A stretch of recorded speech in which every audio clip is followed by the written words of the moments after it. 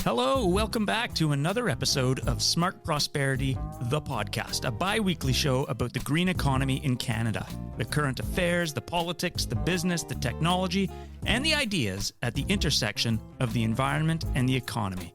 I'm your host, Eric Campbell. On today's show, why the housing crisis is an environmental problem. We're going to hear from three experts covering three different angles. Mike Moffat from Smart Prosperity, Tim Gray from Environmental Defense, and Hannah Teicher from the Pacific Institute for Climate Solutions. After that, we'll hear a 60-second summary of a major new report, and we cap it off with our regular summary of 5 other things happening in the green economy this week. There's a lot on the agenda. We'll keep it snappy. Smart Prosperity, the podcast, starts now. The average home price across Canada soared more than 30% during the pandemic. Historically low mortgage rates and a demand for more space fueled the frenzy. But even before COVID, affordability was increasingly out of reach for many. Politicians are concerned about it. Banks are concerned about it. The business community is concerned about it. And young people are sure as heck concerned about it. Canada has a severe housing shortage, and when supply is smaller than demand, prices go up, in this case preventing many wannabe homeowners from finding a suitable place to live. It's an issue that has gotten a lot of airplay lately, particularly as housing costs soared during the pandemic. But here's an angle you may not yet have considered. Canada's housing shortage, as well as being an economic concern, is a major environmental problem. How so, you ask? Well, today I'm speaking to 3 experts with 3 different answers to that question. First, I want to welcome Mike Moffat. Mike is Senior Director of Policy here at Smart Prosperity Institute. He's also an assistant prof at the Ivey Business School in London, Ontario. Lately, Mike has been pumping out reports on housing. You might even say he's obsessed. Mike, thanks for being here and for sharing your obsession with me today. Well, thank you for having me. Mike, politicians, the public, the business community, everybody's talking about a housing crisis. What exactly is the crisis? Well, I think the crisis that people are talking about is this big boom in prices that we've seen across Canada, though mostly in Southern Ontario, Lower Mainland in BC, and Atlantic Canada. We've had prices go up as much as 40 or 50% in a variety of markets. And I would say that's only part of the story, sort of part of the crisis. What I've been suggesting is there's been large portions of this that have been missed. One big portion is that prices were going up well before the beginning of the pandemic. So if we go back to 2015, 2016, parts of Southern Ontario, we've seen home prices go up by about 150%. So markets like Woodstock and London and Tillsonburg. If we go to the Greater Toronto area, Vancouver, Lower Mainland BC, prices were increasing even before that. But I would say even just looking at prices only tells part of the story. I think the real story is a shortage of family-friendly, climate-friendly housing options in our big cities, most notably Toronto and Vancouver. Okay. Now, prices being high, the cause of that is a shortage of housing. How many houses are we short of? So there was a Scotiabank study saying that for us to get the same number of homes relative to our population across Canada, we would need about 1.8 million homes. We have a report coming out at Smart Prosperity, which should be out by the time this podcast airs, suggesting that over the next 10 years in Ontario, we will need to build 1 million homes to support the projected increase in population. So basically 1 million net new homes in Ontario over the last 10 years. So since we know that demand's out there, we really need to make sure that we're building those homes in a family-friendly, climate-friendly way so we can not only support this growing population, but we can meet our climate goals. Now, you've written a pair of reports, in addition to the one that's just coming out for the Toronto Region Board of Trade, Ontario Home Builders Association, all about the housing crisis. And you make a couple unexpected links between this crisis and the green economy. What are the links there? Well, it is an unusual one because people often say, okay, well, why is this sort of clean economy think tank spending so much time on housing? And in our view, there's important linkages. The first is around labor shortages. We've got a lot of clean tech firms that are near Pearson Airport in the GTA, and essentially they need to be there, because of access to infrastructure like the airport itself, access to suppliers, and those sorts of things. But they're running into real labor shortages because the workers that they need can't afford to live anywhere near these facilities because the price of housing in the GTA is so high. So that was a big focus of our Toronto Region Board of Trade report. And then finally, we also focus on the building form itself. So the types of buildings that get built, the technology in them, and so on. Our view is that if we plan our communities better, we can build all the things that we need to build, and we can use them in a way to develop new technologies. So, new thermostats and heat pumps and all these great technologies to build net zero buildings, which will not only help us reach our climate goals, but create new products and services that we can export to the rest of the world. We have an opportunity here to get really good at building, higher wood framed homes. We have the ability to get really good at low carbon cements. All of these sort of new technologies that not are only in demand in Canada, but the rest of the world. So if we start to build these kinds of properties, these kinds of buildings, it allows us to get really good at these technologies and then sell them as other countries start to decarbonize. Mm. Okay, now lastly, Mike, building millions of homes also obviously comes with impacts on the environment, inherent impacts on the environment. And the size of those impacts depend on where the housing goes and how it's done. And I'm going to speak to Tim Gray a little bit about that. But in your view, how do we build more homes while keeping those environmental impacts in check? Well, it all comes around to planning, because we often hear that say, well, Mike, you're suggesting we build all this stuff, but obviously that's going to have some environmental impact.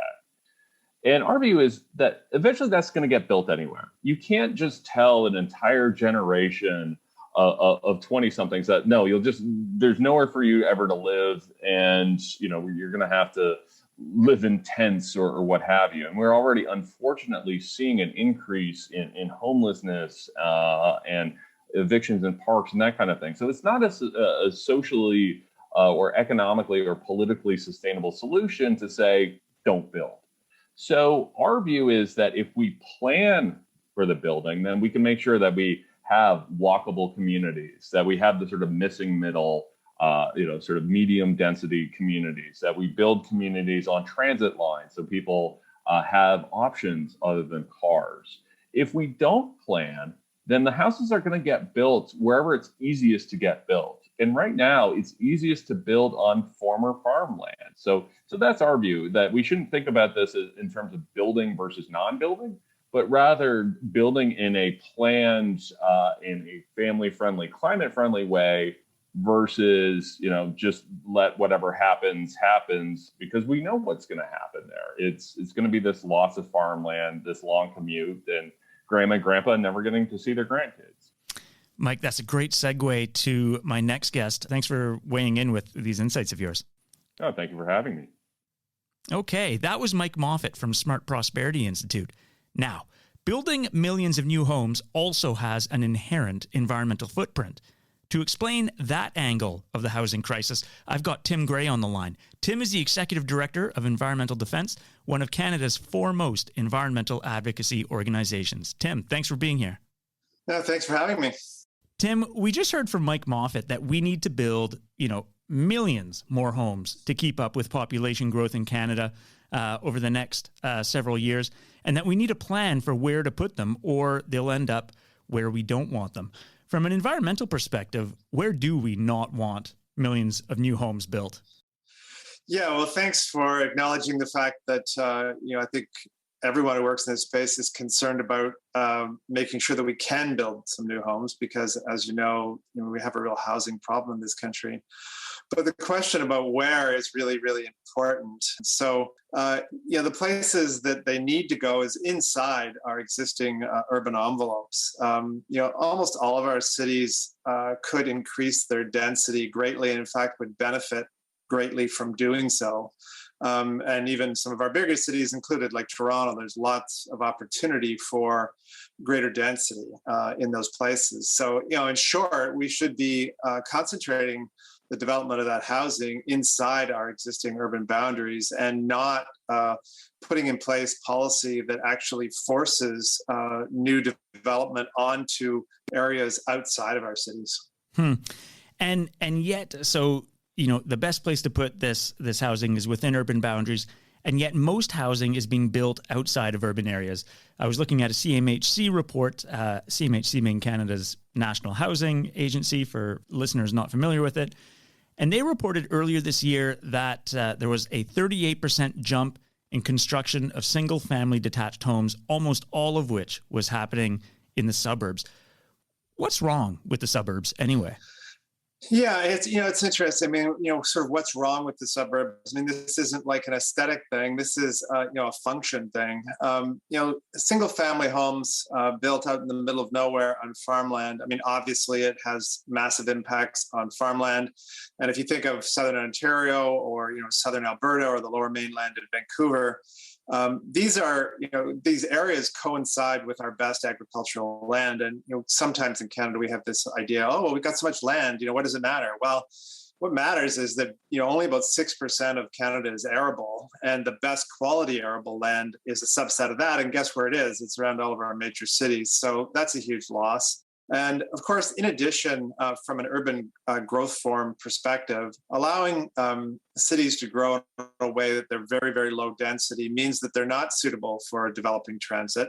It means they're not suitable for building inexpensive infrastructure or servicing them with schools or roads, et cetera. So that in turn ends up driving up property taxes in those areas as well. So it's just not an effective way to build from a cost perspective or an ecological one. What about climate change? I mean, I remember, Ontario's last Environmental Commissioner of Ontario, Diane Sachs, calling urban sprawl Ontario's oil sands, because from her perspective, we're responsible for such high emissions. How, do they also have an outsized climate impact? Absolutely. We know that denser communities produce a lot fewer emissions. We know that if you're building single family homes, large detached single family homes that can only be accessed by driving a car, that the emissions are going to be much, much higher. So this is, the kind of hidden, or well, not particularly hidden, but unknown, I guess, driver of climate change. And if you think about a place like Ontario, which doesn't have a big oil and gas industry, most of the emissions are coming from housing stock, heating and cooling housing stock, and from transportation.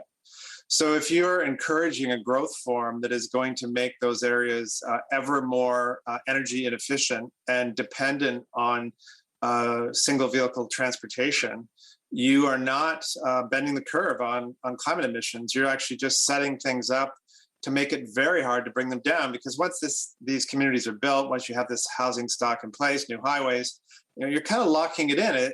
It's hard to retrofit it.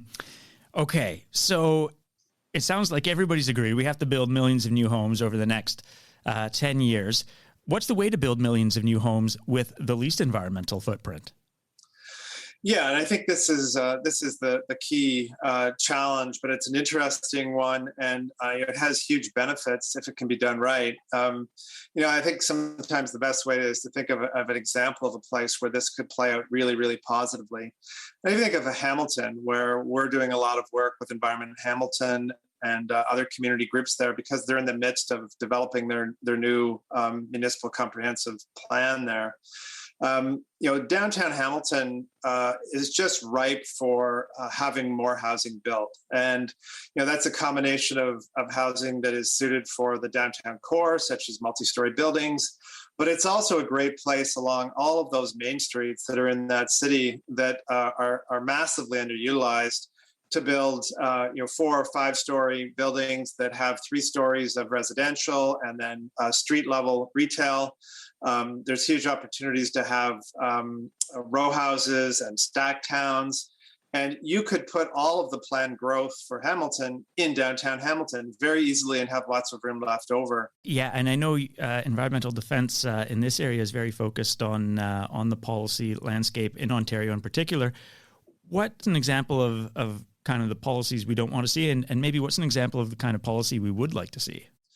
Yeah, so for example, what we've seen here in Ontario is government weighed into the growth plan and really reduced the densities and intensification necessary to achieve or to encourage municipalities to plan to build these new houses inside of their cities and really encourage sprawl. We're seeing draft land use plans coming out of the regions throughout the Greater Golden Horseshoe in this planning cycle, proposing to massively expand how much farmland they gobble up. But what we should be doing is actually taking the trajectory that we were on previously with the growth plan here in Ontario and be cranking up those intensification targets, cranking up those density targets. And the provincial government's role should be to just not allow municipalities to bring forward municipal plans that rely on sprawl to meet their growth targets. It really should be them sitting down with their citizenry, looking at their main streets, look at their underused areas, look at their brownfield sites, and being creative about how to get people downtown. And that way, people are going to have access to all those amenities that I described, plus they're going to have lower taxes. Okay.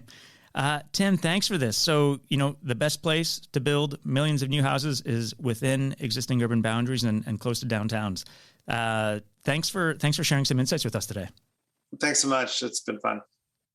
Now, that was Tim Gray, Executive Director of Environmental Defense. Now, finally, when it comes to urban sprawl, Hannah Teicher says there's no getting away from it. That horse has left the barn, so to speak. So she says we need to focus on ways to make suburbs more environmentally sound. Dr. Hannah Teicher is researcher in residence at the Pacific Institute for Climate Solutions, based out of Victoria, BC. Dr. Teicher, thanks for being on the show today. Hi, Eric. Thanks for having me. And do feel free to refer to me as Hannah. Doctor isn't necessary. Sure. Thanks, Hannah. Now, we've just heard that suburbs come with a heavy toll on, greenhouse gas emissions, air pollution, biodiversity loss of farmland and wetlands, and so on and so forth. But you say suburban growth isn't going away. Why is that? Well, suburbs have been with us for a long time. I mean, it really depends on the historical perspective that you take, but at least in terms of modern times, we could say they're more than a century old.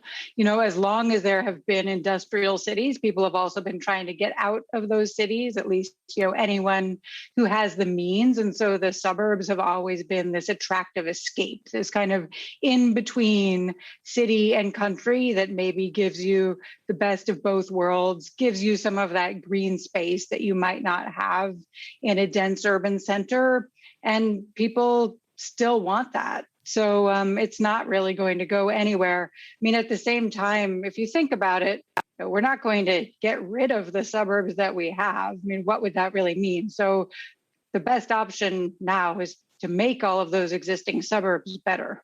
And so do you think, we've been talking about, these millions of homes that need to be built over the next 10 years and plus in order to accommodate a growing population and to make housing more affordable for first-time homebuyers. Do you think, will the suburbs hold a lot of that growth?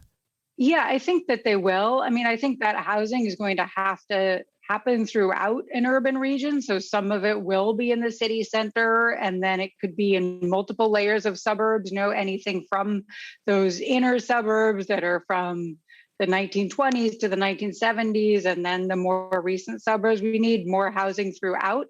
And that really gets to one of the main answers from the climate perspective. It's really about densification. And, that's something you hear about again and again, and there is always opposition, but there are a lot of different ways to do densification. And in each of those different suburban contexts, it can look different.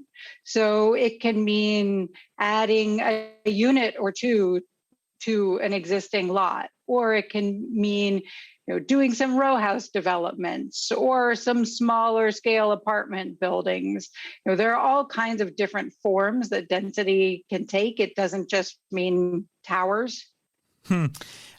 Okay, so kind of step one in terms of reducing the environmental impact of suburbs is density. Does that mean making suburbs look more like the downtowns that they were designed to be escapes from?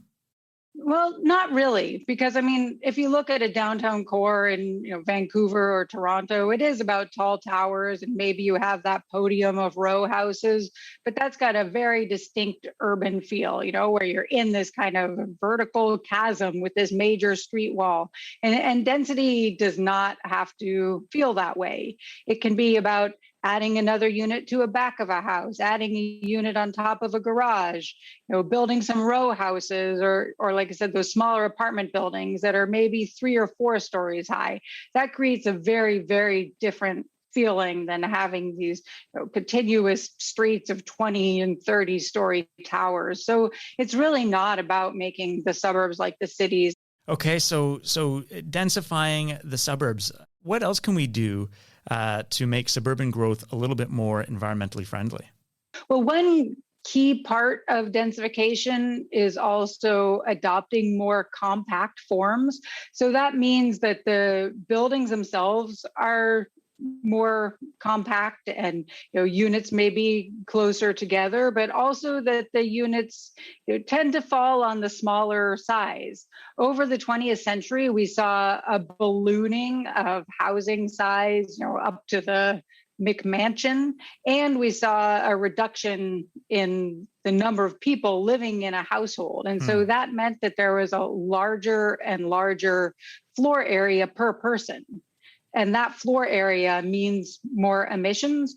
So it's not about going to, tiny cramped units, but just going to a more reasonable size. So maybe it's something like, 500 square feet per person, which means, for 3 people, it's 1,500 square feet. I mean, there are plenty of arguments to be made that you should definitely go smaller than that, but I'm saying something like that is not radical, and it wouldn't require some kind of major sacrifice, but it would be a downscaling from what has become a norm of suburban development. Yeah. Okay. So far we've talked about kind of densifying the suburbs.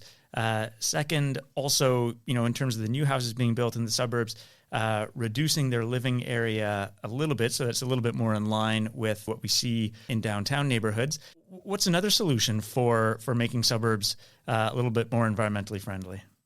Well, transportation is always a huge piece of the emissions pie, so we cannot overlook that. So part of making suburbs denser means making alternative forms of transportation more viable.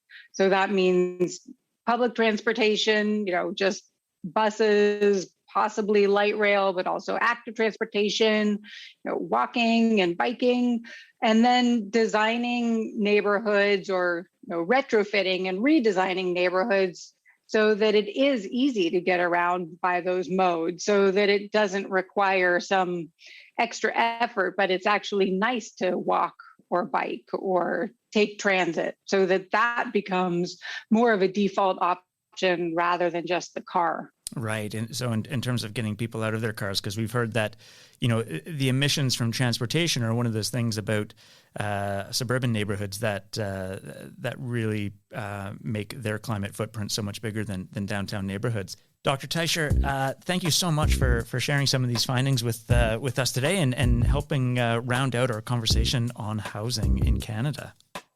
Yeah, thanks a lot. That was Dr. Hannah Teicher from Pacific Institute for Climate Solutions. So there you go. 3 arguments for why the housing crisis is an environmental problem. Mike Moffat says the housing shortage could stifle the growth of Canada's green economy. Tim Gray acknowledges that we need to increase the housing supply, but says building homes in the wrong places could be environmentally catastrophic. And Dr. Hannah Teicher says it's time to embrace suburban growth. It's a chance to fix the suburbs and make them more climate friendly going forward. If you're interested in following up on this subject, I've curated some materials for you. They're at this episode's webpage at podcast.smartprosperity.ca.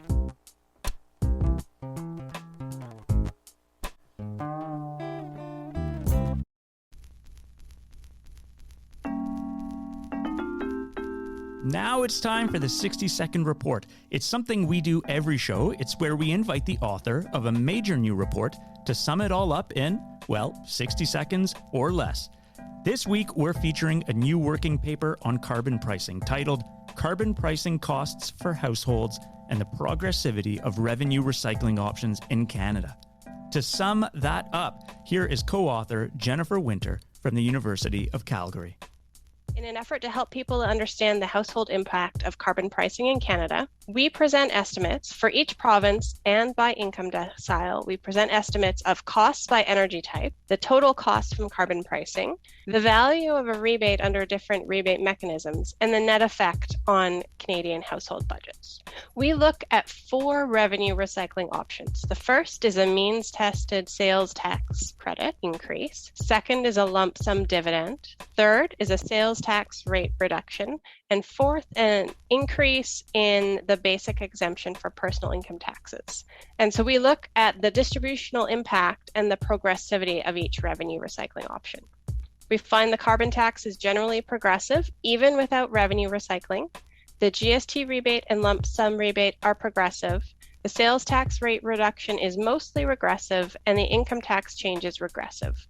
What's, I think, new and unique about our result is that we also model the large emitter system, and that mitigates the indirect costs that exacerbates the effect of carbon pricing on households. Thank you, Jennifer. Now, if you're interested in measuring the impact of Canada's carbon price on your pocketbook, Dr. Winter and her colleagues have just launched an online calculator. We've got a link to it along with Dr. Winter's working paper, which she has just summed up, at this episode's webpage at podcast.smartprosperity.ca. And last but not least, the segment that everybody looks forward to, even me, your bi-weekly rundown of 5 other things happening in the green economy this week. We have a special guest presenting that list today, Adria Vassal. She's managing editor of Corporate Knights magazine and the famed author of the Ecoholic book series, which I absolutely adore. Adria, thanks for stepping in. What are the top 5 stories capturing your attention in the green economy this week? Thanks, Eric. Here are 5 things that I'm tracking in the green economy this week. Number 1, last week was Climate Week at the UN General Assembly. China made the biggest splash, announcing it will no longer finance new coal-based power plants abroad. Now, China has been the world's biggest investor in foreign coal power projects, last year building the equivalent of 1 large coal plant every single week.